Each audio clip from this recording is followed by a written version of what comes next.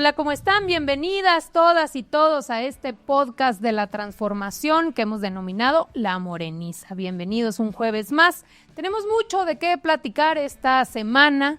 Ha sido una semana muy intensa, un par de semanas muy intensas, pero con muchísimos temas importantes. Dentro de ellos, un periodo extraordinario que se llevó a cabo en el Congreso para discutir y aprobar leyes importantísimas.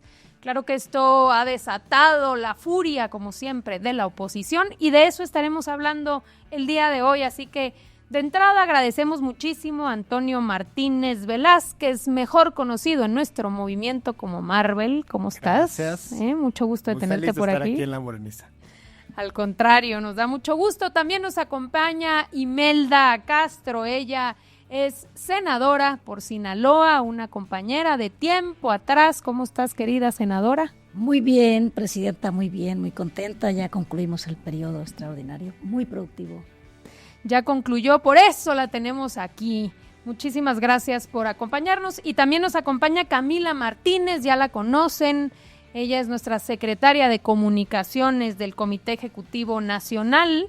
Y bueno, vamos empezando a platicar un poco, Imelda, sobre la intensidad de este periodo legislativo, 16 leyes, dentro de ellas, para iniciar con una en particular, está la Ley de Telecomunicaciones, una ley importantísima, con contenidos importantes, pero también que ha venido desatando varias mentiras. Así que te pasamos la palabra para que nos platiques. Sí, claro, es un periodo extraordinario muy productivo.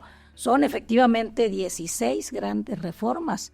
Dentro de ello están 5 leyes nuevas que se han expedido y más de 34 modificaciones legislativas. Es decir, es de verdad un trabajo muy intenso y muy importante para mejorar, transformar nuestro marco jurídico. Y efectivamente, en lo que se refiere a la ley de telecomunicaciones y radiodifusión, pues es básicamente recuperar, como en muchas áreas lo está haciendo la Cuarta Transformación, la Rectoría del Estado en materia de conectividad y garantizar, ampliar el derecho de las audiencias, el derecho a la información de la conectividad.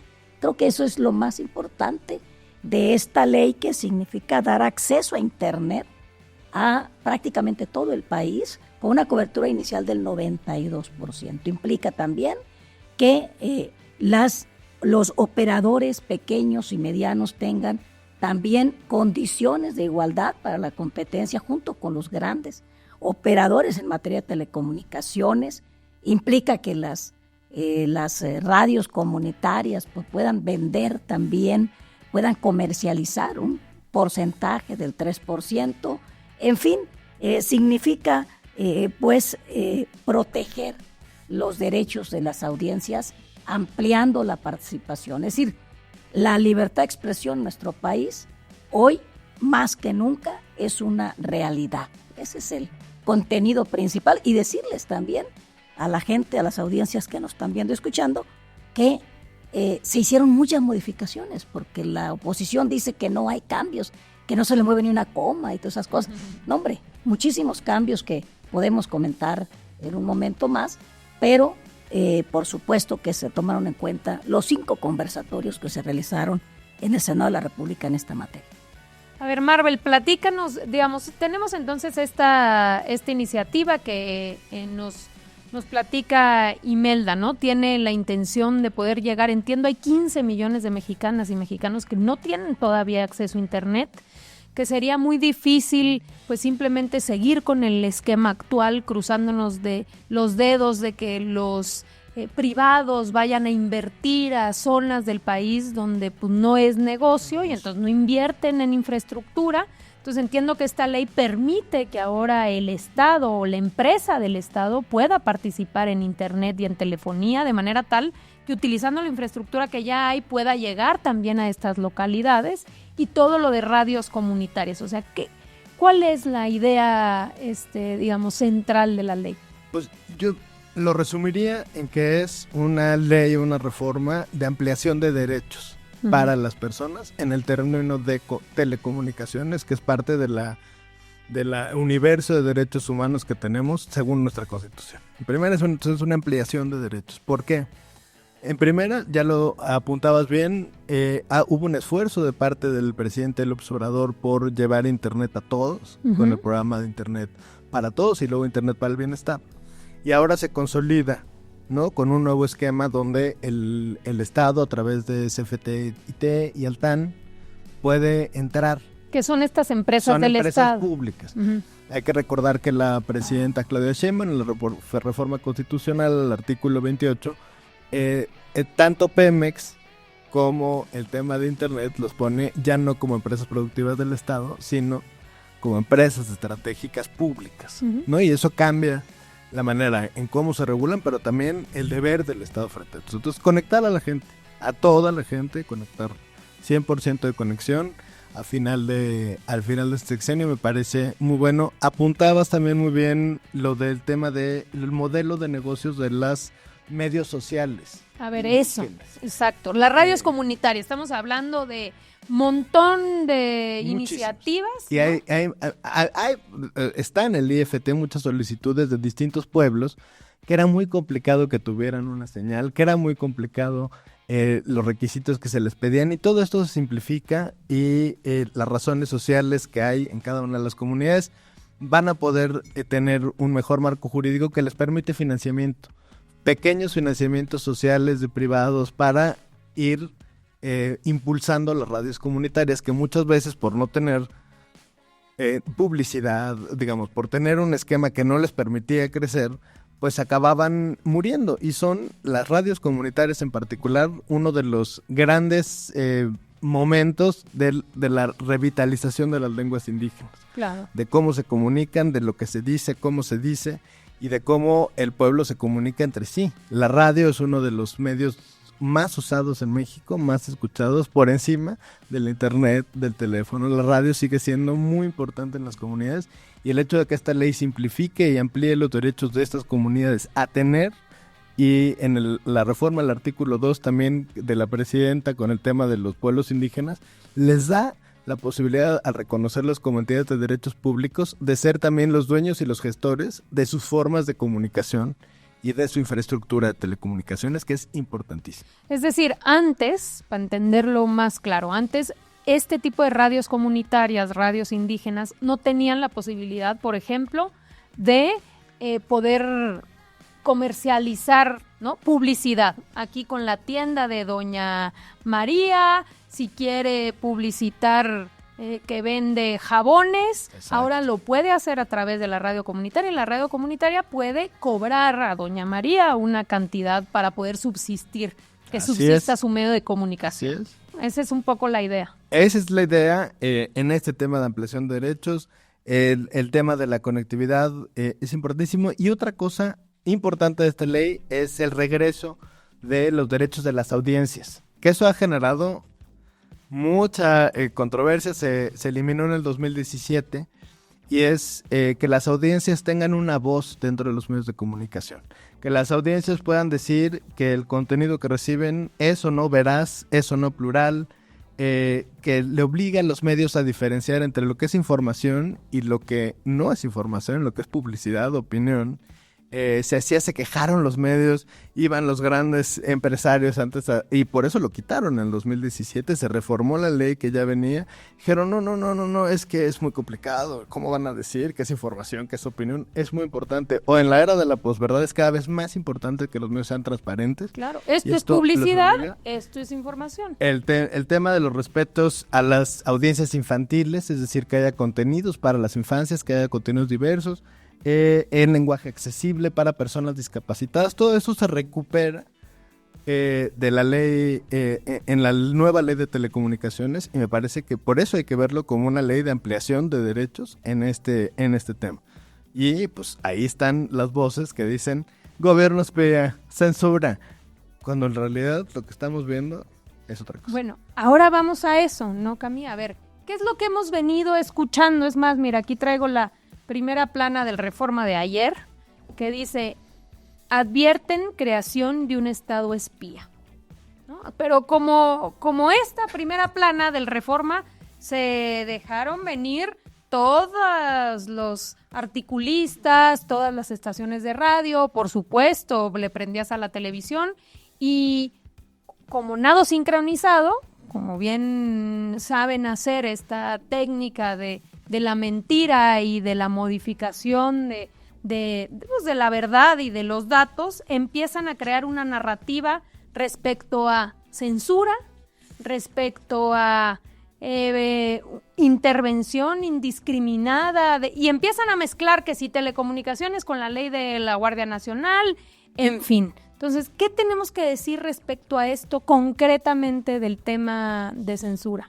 A ver, primero creo que vemos una oposición que ha estado intentando tergiversar algunas de las reformas que se están haciendo ahora, ¿no? Que si la ley de telecomunicaciones, pero la juntan también con el tema de la Guardia Nacional y olvidan una parte fundamental cuando hablan, por ejemplo, diciendo que pueden acceder a tu ubicación sin una orden judicial o que pueden intervenir tus telecomunicaciones, y es que eso está protegido a nivel constitucional, ¿no? O sea, no importa, digamos, ¿no?, lo que ellos quieran tergiversar en las leyes secundarias, el artículo 16 constitucional establece que las comunicaciones son privadas y en todo caso se necesita inviolables, ¿no? Y en todo caso que haya una investigación de un ministerio público, lo que tú necesitas, ¿no?, es una orden judicial para poder acceder a ellas. Eso no se está cambiando, nadie está reformando el artículo constitucional y por lo tanto, tanto tus llamadas telefónicas como tus mensajes están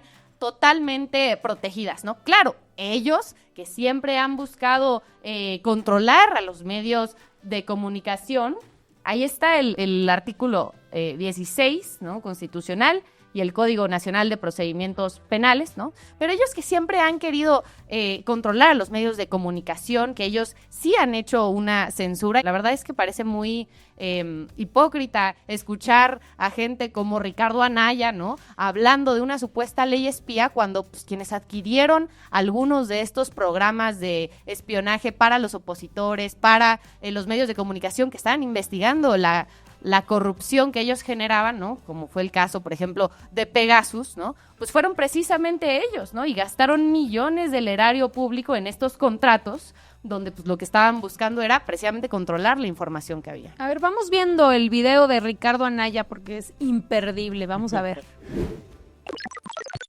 ¿Qué es lo que aún falta? Establece el nuevo artículo 183 que se puede solicitar a las compañías de telefonía celular la geolocalización en tiempo real, y dice hoy el artículo 183, sin que se requiera autorización judicial. Es decir, el 183 no establece el requisito de la autorización judicial.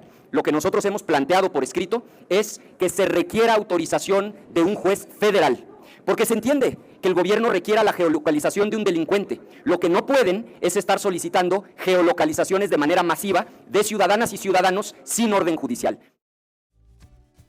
Esto es absolutamente falso. Bueno, es totalmente falso, pero además el artículo 183 al que refiere Anaya es el mismo, es el equivalente al artículo 190 de la ley vigente todavía, donde que tiene que ver con la colaboración con la justicia y que le dice a los operadores que en los casos establecidos por la ley colaboren con las instancias de procuración de justicia a petición de un ministerio público a partir de lo que dicen las leyes. ¿Y qué dice el artículo 16 constitucional? Que es lo que dice Anaya, que está planteando como si inventara el agua tibia. Dice exclusivamente la autoridad judicial federal, a petición de la autoridad federal que faculta la ley o el titular del ministerio público correspondiente, podrá autorizar la intervención de cualquier comunicación privada.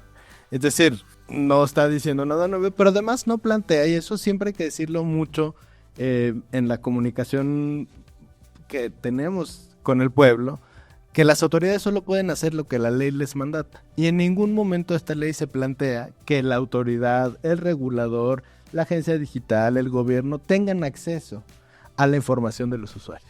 O sea, no hay ninguna posibilidad de que accedan, no la pueden ver, inclusive si el gobierno resguarda esa información.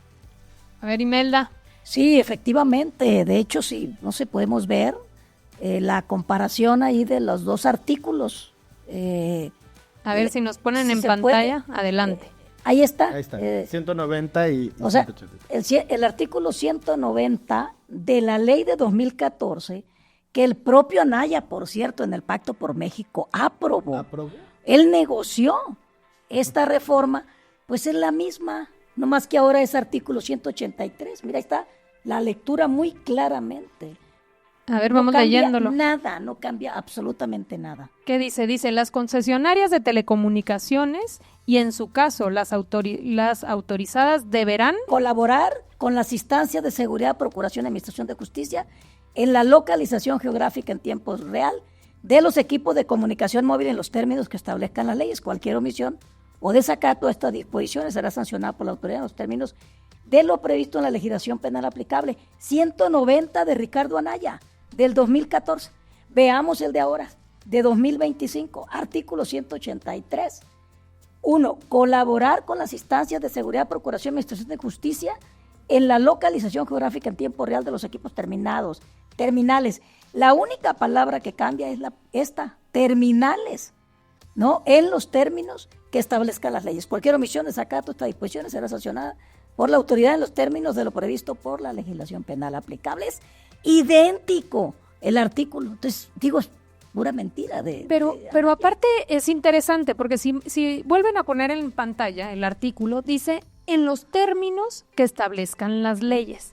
Y ya Marvel señalaba algo que es muy importante. ¿Qué establecen las leyes y qué establece la Constitución respecto de estos temas, ¿no? Aquí tenemos, por ejemplo, en el caso de la Constitución, las comunicaciones privadas son inviolables. La ley sancionará penalmente cualquier acto que atente contra la libertad y privacidad de las mismas, excepto cuando sean aportadas de forma voluntaria por alguno de los particulares que participen en ellas. El juez valorará el alcance de estas siempre y cuando contengan información relacionada con la comisión de un delito. En ningún caso se administrarán comunicaciones que violen el deber de confidencialidad que establezcan las leyes. Ahí está. Eso establece nuestra Constitución. ¿Se cambió la Constitución, Cami? Para nada. Oye, pero, y es que además ha sido ridículo, la verdad, no sé, senadora, cómo vio usted a la oposición, porque han estado generando un espectáculo, ¿no? O sea, ayer vimos que tenían ahí su, ¿no? Un ataúd. Un ataúd, ¿no? Diputados. No, bueno, épico. A ver, ¿por qué no vemos el video de entrando ni más ni menos que Rubén Moreira con un ataúd de la libertad de expresión? A ver, adelante, vamos viendo ese video. Al hombro.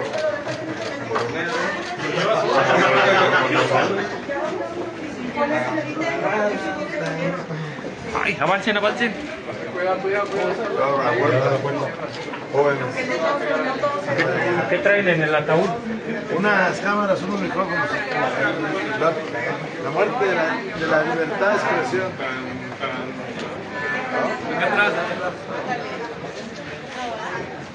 ¿Ya subimos aquí a la conferencia o qué? Aquí es el velorio.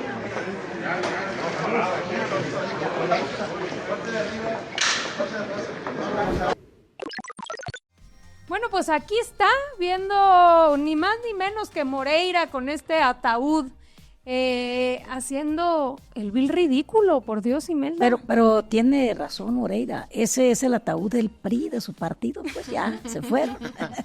Ya murió el PRI.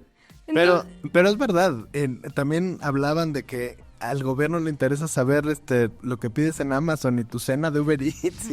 O sea, pues han llevado esto al pues, extremo, digo, pero lo interesante es que nadie les cree. O sea, es como ha sido un desgaste de mentira tras mentira y de tratar de verdad, de llegar al absurdo, de que se van a meter a tu teléfono para saber qué estás pidiendo en Amazon, qué estás pidiendo en Uber Eats. ¿De dónde sacan estos mentirosos que eso sea posible a partir de estas leyes? Y que la gente los conoce, presidenta, ¿no? O sea, todos sabemos quién fue Rubén Moreira, exgobernador de Coahuila, que cuando era gobernador, ¿no?, acusaba a los propios medios de comunicación que estaban señalando y documentando las violaciones de derechos humanos en Coahuila, los acusaba de vínculos con el narco, bueno, porque le eran incómodos, demandó ¿no? a varios periodistas. Sí, por supuesto. Respecto. Y por ejemplo, en la época de Peña Nieto, 47 periodistas fueron asesinados. En la época de Felipe Calderón, 48 periodistas fueron asesinados por el ejercicio de su trabajo. 18 periodistas desaparecidos con Felipe Calderón. Y desde luego el tema de la publicidad oficial, que eso sí, Claro. a mí me tocó en esa época hacer un estudio para el Consejo Mundial de Prensa, donde vinculábamos la cantidad de publicidad oficial con la información que salía en los periódicos. Y lo que se vio que era una especie de censura. Eso lo cambia el presidente López Obrador, creo que fue de las Radicalmente. primeras cosas que hace. Se le vienen encima todos los medios. Todos los medios de comunicación, porque era una especie de una forma de censura y de control que tenía anteriormente el gobierno y que ahora pues es otra cosa. O sea, la realidad cambió para ello y por eso es importante saber quién dice qué y quién ataca por qué una reforma que está ampliando los derechos en materia de telecomunicaciones. No, y cómo han venido generando esta narrativa de la ley censura, ¿no? Y entonces van agarrando, según ellos, ejemplos. Y cuando realmente, difícilmente podríamos habernos encontrado con un gobierno que defienda más la libertad de expresión que el gobierno del presidente López Obrador y actualmente el gobierno de la presidenta Claudia Sheinbaum. Díganme ustedes qué gobierno ha sido más atacado. Desde el momento en el que aquí, como Marvel decía, bueno, tú tenías una lógica donde corría los recursos públicos a los medios de comunicación y eso evidentemente pues generaba narrativas para proteger al gobierno y hablar bien del gobierno, pero en realidad lo que estaba pasando pues era censurándose la realidad. Llega el presidente López Obrador, pone un alto al respecto y empieza por supuesto un ataque cotidiano en todas las radios, en toda la televisión, en todos los medios impresos, ¿no? Sí, pues no olvidemos el acuerdo que hubo con Felipe Calderón, luego se prolongó con Peña Nieto para el tema de la cobertura de la violencia, ¿no? En donde no cubrían los temas de la violencia porque era un acuerdo que tenía el gobierno federal con los medios de comunicación, eso no hay que olvidarlo, pero además lo que creo yo es que la oposición inventa cosas, echa mentiras, sabiendo que son mentiras, pero se crea un mundo alterno, porque es una manera de tener amnesia y de no darse cuenta que la transformación corre por su propio real, por su propia carretera, y ellos están al margen. Por eso la gente, o sea, en ese autoengaño en el que viven todos los días, por eso la gente los está también olvidando y están quedando fuera.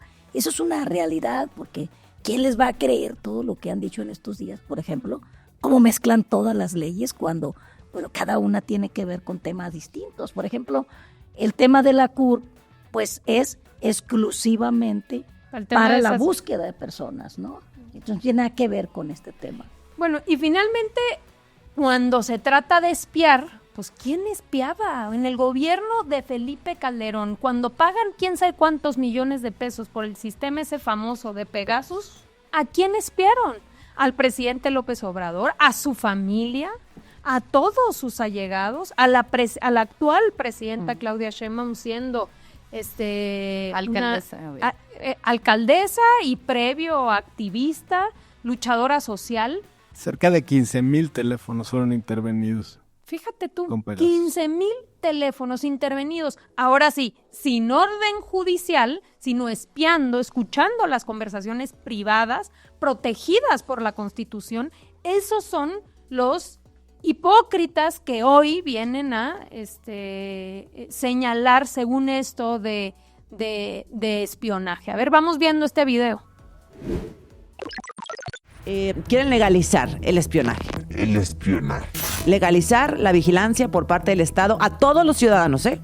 A ustedes que nos escuchan, a nosotros, a todos. A todos. Es falso. Están buscando mentiras para querer justificar esta idea de que nosotros somos ahora un gobierno que no solo censura, sino que persigue a las personas y que quiere saber todo. Que ustedes con teclear la CURP puedan ver lo que compraron en Amazon, el hotel donde se hospedaron, la geolocalización en tiempo real. Todo sin límites, sin avisarte, sin que nadie lo vigile. Sin autorización de ningún juez. No, siempre tiene que haber una coordinación con las instituciones de procuración de justicia. Para que se pueda llevar a cabo esa intervención de comunicaciones privadas, señalan que tendrán que ser autorizadas por un juez de control ante quien se deberán fundamentar y argumentar la necesidad de realizar esas acciones. Y parece que traen prisa porque con el voto en contra del PRI y del PAN, el Senado también aprobó la nueva ley en materia de telecomunicaciones y radiodifusión. Así es como pretenden vigilar a periodistas, activistas, a opositores, por eso a cualquier ciudadano crítico. Son los mismos panistas que cuando estuvieron en el gobierno compraron Pegasus. Y hay que destacar que espiaban. Y además hay mucha hipocresía también, ¿no? Porque ellos investigaban a los que éramos opositores al gobierno desde el Centro Nacional de Inteligencia, antes CISEN. Podrían derivar en que vivamos en un Big Brother, ¿no? Gigante y eterno. Este Big Brother y esta mentira que están urdiendo ya estaba en la ley desde 2014. ¿Y saben qué es lo más importante? Fue aprobada con el voto del PRI y el PAN. Que además pagaron a millones de dólares con el dinero de los mexicanos. Ahí está el caso de Genaro García Luna cuando compró Pegasus. También hable con sus aliados del PRI sobre cómo es que utilizaron Pegasus en el sexenio de Enrique Peña Nieto. Dijo que el programa Pegasus fue contratado por la PGR en 2014 a un costo de $32 millones, el cual era operado por varias empresas. Entonces, somos un régimen democrático, libertario, pero que tiene algo muy importante, y es que el actor principal de la vida pública es el pueblo de México. Pues nada más, ahí cerramos este capítulo. Lo que importa es el pueblo de México. Otras reformas, cerrando esto, yéndonos un poco más hacia cuáles son las tareas del movimiento y por qué la necesidad de estas reformas. En resumen, aparte de todo lo que hemos platicado, por un lado se prohíben los delfines en espectáculos. Hay un plazo, obviamente, para los que están actualmente, ¿no?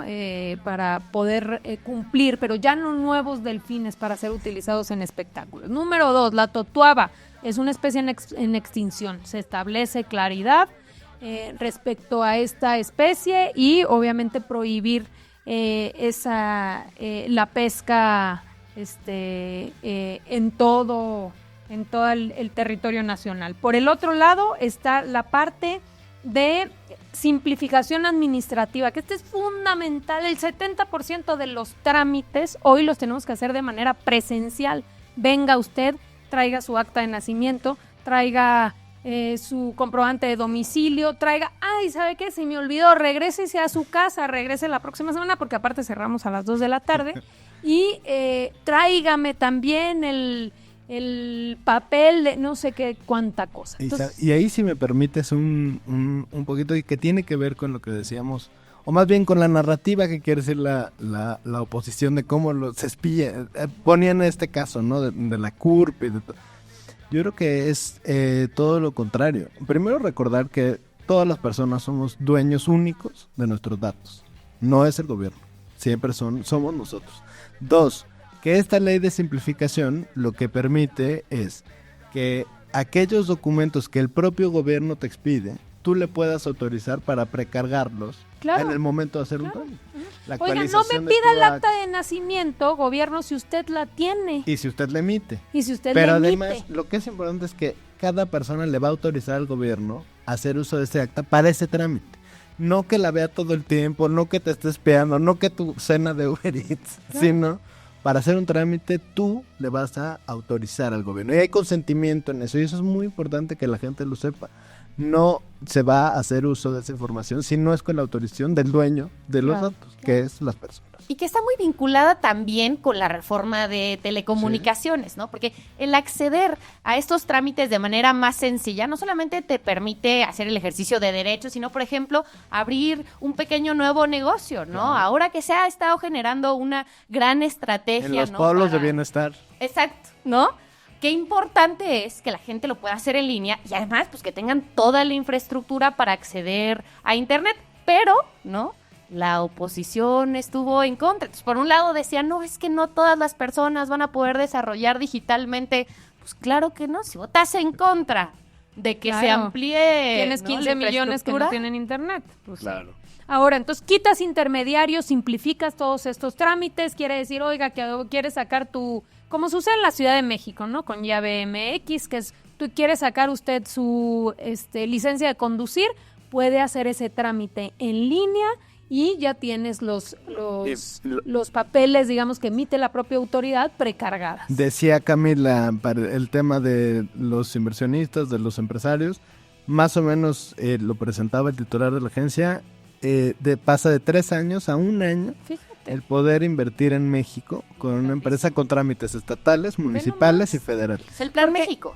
Porque, claro, una cosa muy importante es que hay una coordinación, o la pretensión es que haya una coordinación. La ley es nacional, tiene alcance nacional. Es un alcance nacional, quiere decir que tú puedes ya ir simplificando trámites no solo federales, sino estatales y municipales. Luego está el tema de competencia económica, senadora, que ya sabemos que para que antes fuese declarado monopólica tal actitud de tal empresa, pues era un viacrucis, y 4 años, 5 años, y me amparo, y esto, y los plazos, y luego no hay sanciones. Entonces, no solamente se crea esta Comisión Nacional Antimonopólica como organismo descentralizado, sino, importantísimo, se establecen plazos mucho más cortos y sanciones ejemplares precisamente para que se puedan regular estas prácticas monopólicas y se pueda, en general, que ese es finalmente el objetivo más importante para la gente, que es que bajen los precios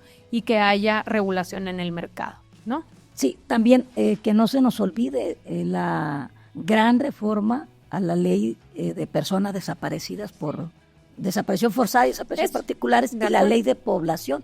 No lo habíamos comentado, que es muy importante porque se garantiza el derecho de ser buscado para las personas, ¿no? Entonces eso es muy importante porque además, bueno, yo digo, es una de las reformas más consultadas en la historia de este país. Se consultaron a cientos de colectivos, se hicieron decenas también de aportaciones por parte de los colectivos. Entonces, no hicimos reformas ni leyes de escritorio, hicimos reformas en este periodo extraordinario, con una gran consulta previa con los actores, ¿no?, principales de cada uno de los temas. Entonces, que no se nos olvide también la relevancia que tiene en este momento en nuestro país este tema de la desaparición forzada y de particulares. Pues desde acá les mandamos una felicitación a todas nuestras legisladoras, legisladores, diputados y senadores que tuvieron pues un periodo extraordinario muy intenso, pero en beneficio de la gente, que eso es muy gratificante, y desde acá pues nuestro reconocimiento. Nos toca a todas y a todos los que formamos parte de este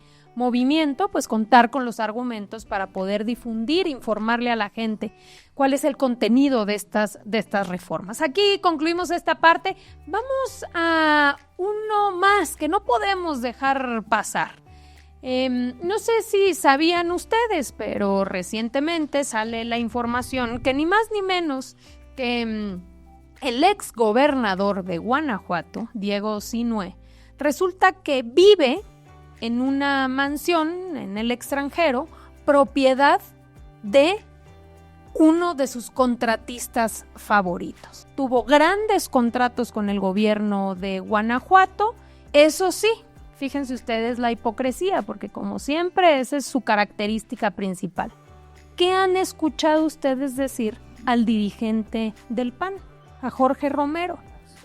¿Qué ha dicho respecto a este escándalo de corrupción, de tráfico de influencias? ¿Qué ha dicho el PAN no nosotros, sino es que le queremos que nos digan a los de Morena, ¿qué le han dicho al pueblo de Guanajuato respecto a cómo es posible que estas cosas sucedan?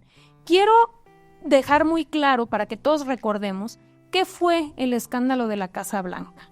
¿Se acuerdan, no? Del escándalo de Peña Nieto. ¿En qué consistió, Marvel? Lo mismo. Pues efectivamente que en uno de los contratistas, en este caso constructores del gobierno de Enrique Peña Nieto, construye una casa y se la regala a la esposa, en ese entonces esposa del presidente. A la gaviota, La gaviota. ¿no? Entonces, era contratista favorito con grandes contratos con el gobierno federal y le deja una mansión, una casa blanca aquí en la Ciudad de México, prácticamente regalada, ¿no? Y fue todo un escándalo. Bueno, estamos ante la presencia de exactamente el mismo caso, claro. Antes del PRI, estamos hablando de Enrique Peña Nieto, ahora de Diego Sinue.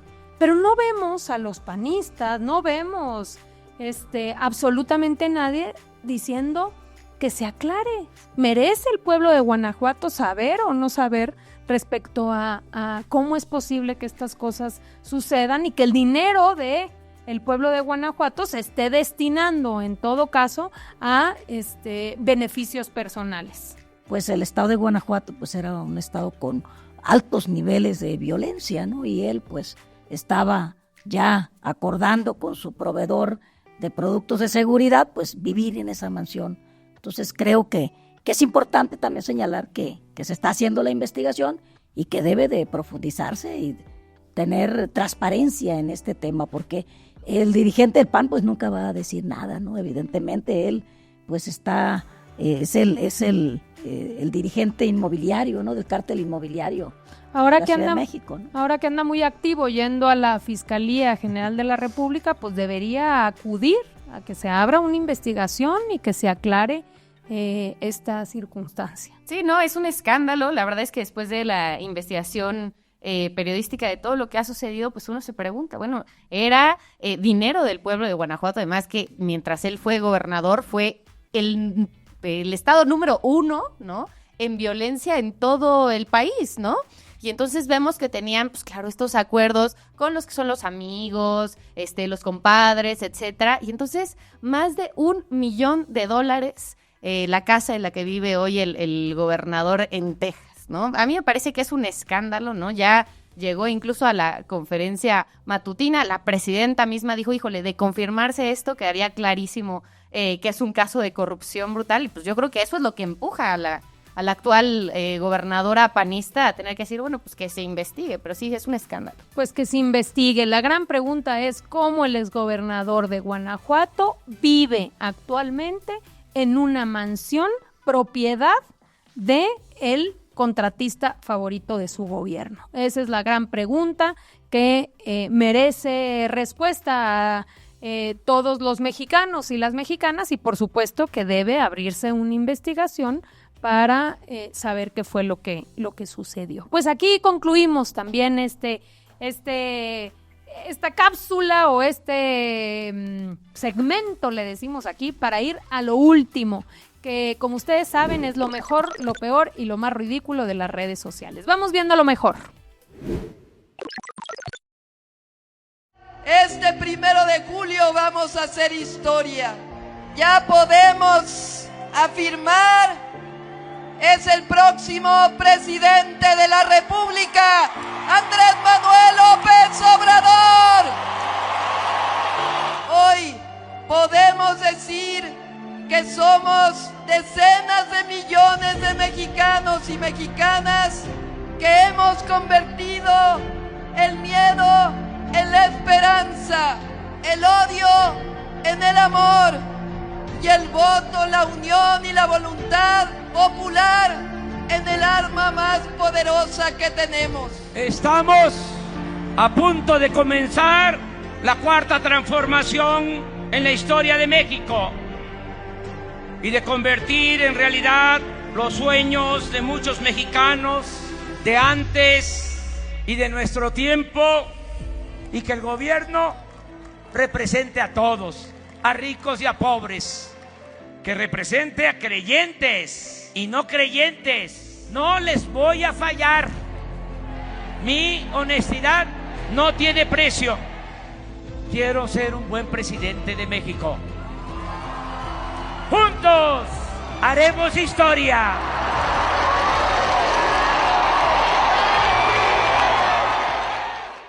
Siete años, hicimos historia y sin lugar a dudas fue el mejor presidente de México.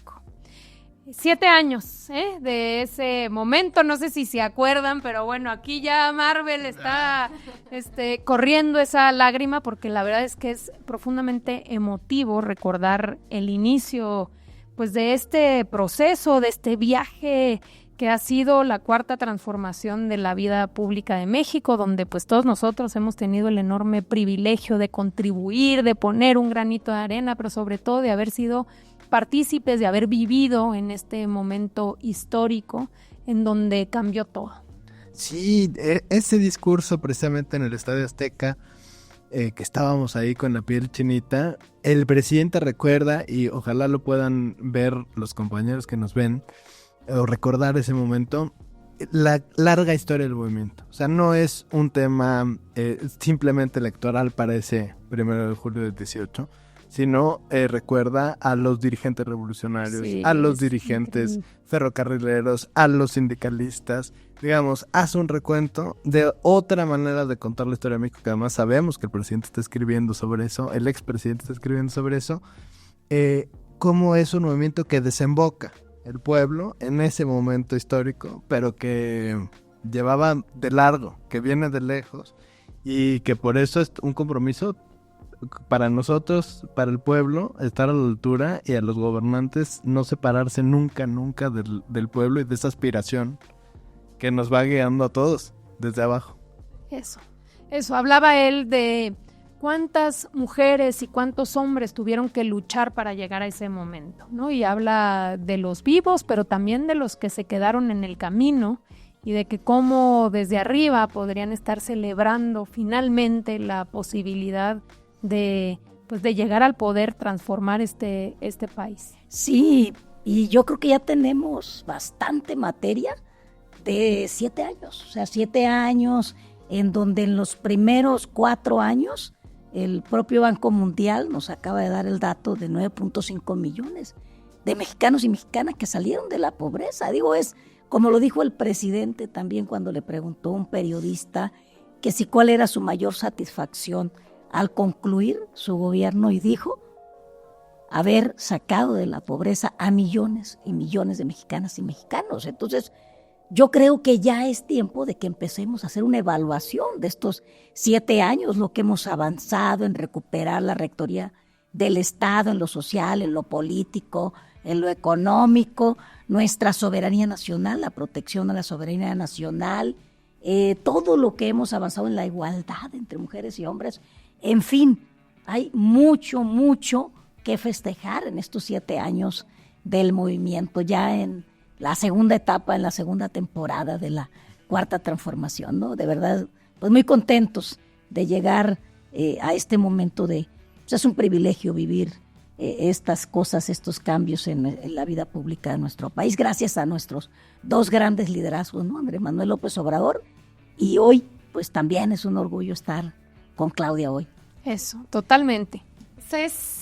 Me da mucha emotividad verlo cuando dice quiero ser un buen presidente, ¿no? Y es que yo creo que podríamos, o sea, nos tardaríamos tanto de decir, bueno, fue sacar a millones de la pobreza, fue llevar a nivel constitucional los programas sociales, fue hacer todos los proyectos de infraestructura, fue el aumento al salario mínimo, fue tantas cosas que se lograron durante el sexenio del presidente López Obrador y que realmente se logró cambiar a profundidad la política como se hacía antes. Yo creo que no solo fue un buen presidente, fue el mejor presidente que hemos tenido, y la verdad es que coincido, a mí me da mucha felicidad, mucho gusto que este sea un proyecto que va a seguir avanzando ahora con la presidenta de la República, que está profundizando también pues estos proyectos de transformación. Entonces, pues celebrando el triunfo del pueblo. Y sobre todo algo que tenemos y es la posibilidad, bueno, uno, que nos compromete aún más, ¿no? Lo decía Marvel, esto es no simplemente el celebrar 7 años, sino el compromiso de seguir luchando para seguir avanzando en la transformación.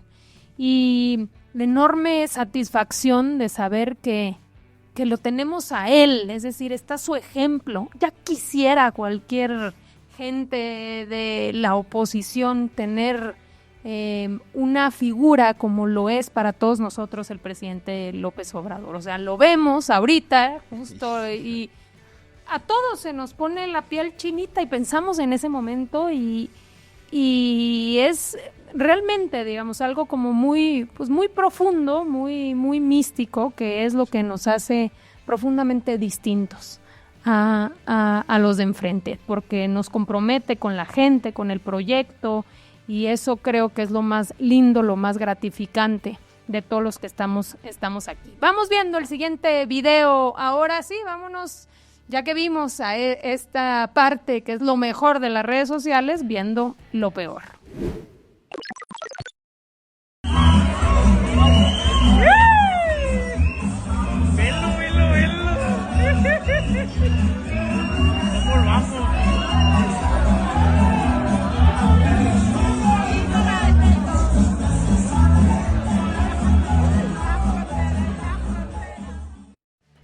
Pues ahí está, ni más ni menos, Duarte, el exgobernador de Chihuahua, al son de, ¿qué estaba sonando por ahí? Juan Gabriel, ni más ni menos que este gobernador que no solamente tiene varias investigaciones en curso por corrupción, sino que, por cierto, recientemente, y les dejamos este video, tiene presas, tiene ranchos, pues tenía ni más ni menos que una presa privada con agua, digamos, limitando todo el agua del pueblo de Chihuahua. Llegó con agua y abrió la presa para que corriera el agua en beneficio de la gente. Pues ahí estaba bailando al principio, pues así se bailó al pueblo de Chihuahua, ¿no? Y robándole el agua en tiempos tan críticos, cuando ocupamos que haya pues agua para todos y para todas, pues él de manera privada tenía su presa, ¿no? Para usarla de todas las formas, pero gracias ya pues al trabajo que está haciendo la Conagua, pues se ha cancelado esa presa y se está redistribuyendo el agua pues para la gente, ¿no? Que es pues el derecho humano al agua. Uno se imagina qué pasaba en ese momento, en ese sexenio, para que le autorizaran y decían, no, pues sí, que tenga una presa.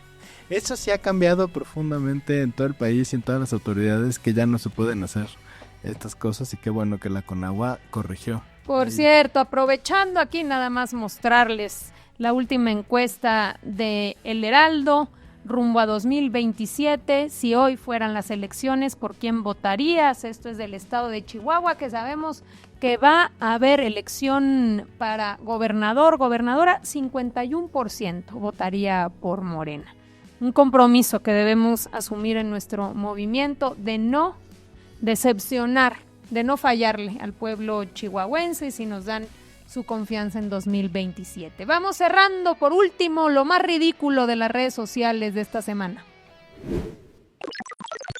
Se ha dicho que era faraónico, que hubo malversación de recursos, pero a la postre no ha quedado acreditado, ni probado, ni evidenciado que haya habido un manejo no acorde con las mejores prácticas en términos de transparencia y de combate a la corrupción. A mí debo decirle que me gustaba mucho el proyecto. Como gente que ha trabajado en la aviación, lo veía yo como algo muy bonito, como se ha hecho en otros aeropuertos muy modernos en el mundo, pero sí lo veía yo desproporcionado, ¿no?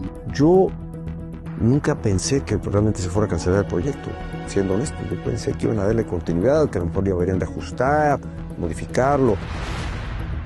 Pues ya costaba menos terminarlo que cancelarlo. Especulé en mi interior de que iban a continuar con el proyecto. Hubiera deseado, por supuesto, pero ¿cómo ves? Enrique Peña Nieto sale en defensa del famoso aeropuerto, el negociazo que querían hacer. Una vergüenza ver cómo está la oposición queriendo revivir a un personaje como Enrique Peña Nieto y a José Ángel Gurría hablando pues de uno de los que fue uno de los proyectos más corruptos, que fue el nuevo aeropuerto que querían hacer, que además absolutamente a sobreprecio, donde ya se habían repartido las tierras alrededor para hacer sus negocios. En contra de la gente. Claro, ¿no? O sea, porque además sacaron a la gente de sus propias casas, o sea, un proceso, ¿no? De expulsión terrible, ¿no? Represión.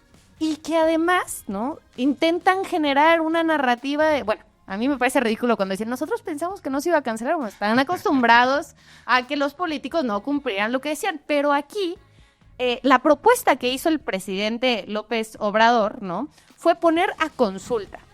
¿Se acuerdan? Sí. Y fue el primer proceso después del triunfo de 2018 que tuvimos. Una consulta donde votamos muchos y dijimos que sí. ¿Quiere usted o no quiere que continúe el aeropuerto? Y ahí salieron a votar millones. Pero además, ¿sabes qué? El AIFA ganó uno de los aeropuertos más bellos del mundo, el premio Versalles, que es un aeropuerto para el pueblo y cada vez está mejor. Y otra cosa, del lago de Texcoco, fui el fin de semana al proyecto, al parque ecológico. Los quiero invitar a todos porque ahorita con las lluvias está bellísimo. Bueno, pues con eso cerramos, a ver. Llegaron las aves migratorias, patos de Canadá, garzas nocturnas. Es una cosa bellísima. Ahorita está el parque ecológico del lago de Texcoco. Vayan, los que no han ido, tiene además una zona deportiva, cultural, bellísimo.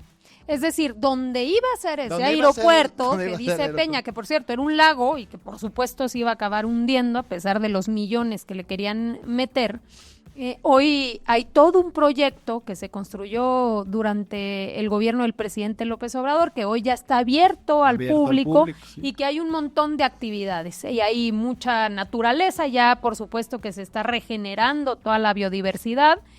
Pero también hay canchas de fútbol. De básquetbol. De verdad es muy impresionante que vayan y que tomen muchas fotos de lo bello que está ahorita, que regresaron las aves, que regresó el lago. Las personas que cultivan tequesquite, que se hacía en el México prehispánico, que es esta arena como sal, que lo usaban como sal, es oriunda del lago de Texcoco, que tenía una parte salada. Ya regresaron también las personas a cultivar tequesquite, y todo eso donde era el aeropuerto. Es muy impresionante, de verdad. Pues aquí les dejamos unas imágenes y con eso nos despedimos. Muchísimas gracias, querida senadora, mi estimado Marvel. Cami, nos da mucho gusto tenerlos aquí. Nos vemos en 2 semanas en La Moreniza. Por lo pronto, seguimos en comunicación. Vamos a tener muchísimas tareas próximamente, por cierto, Consejo Nacional de Morena. Ya les platicaremos. Un abrazo.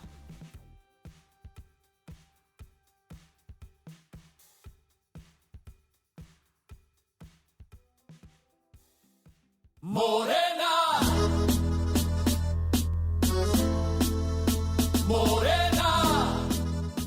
Morena, la esperanza de México.